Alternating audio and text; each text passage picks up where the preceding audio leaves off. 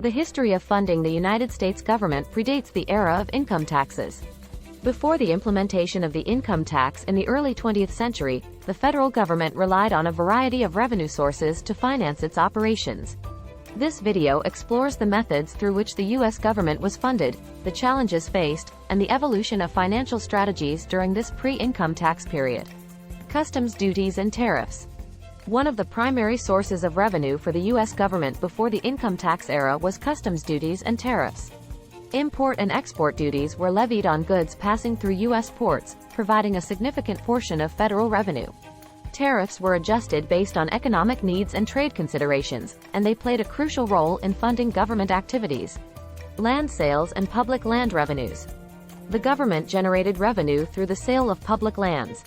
As the country expanded westward, the federal government sold large tracts of land to settlers, speculators, and corporations.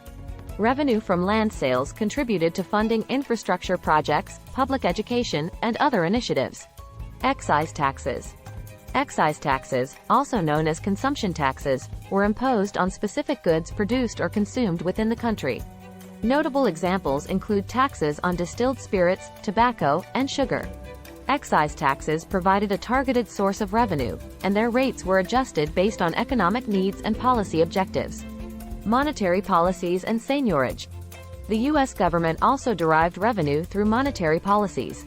Seigniorage, the profit made by the government from issuing currency, contributed to federal funds. The government would make a profit by minting coins and printing paper currency, effectively creating money at a face value higher than the cost of production. Direct taxes and apportionment. While the Constitution allowed for direct taxes, such as property taxes or poll taxes, these were challenging to implement and often deemed impractical. Direct taxes were required to be apportioned among the states based on population. War bonds and borrowing. During times of war or financial strain, the U.S. government turned to borrowing and the issuance of war bonds to finance its activities. Citizens were encouraged to invest in these bonds, providing the government with much-needed capital. These bonds were considered patriotic investments and helped fund major conflicts, including the Civil War.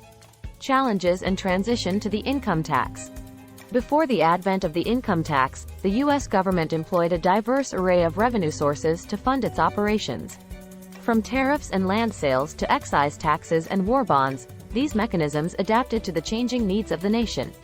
The eventual introduction of the income tax in 1913 transformed the landscape of government finance, ushering in a new era of taxation and reshaping the relationship between citizens and the federal treasury. To learn more about taxation in the United States, visit A Conscious Conservative at conservativeconscious.blogspot.com.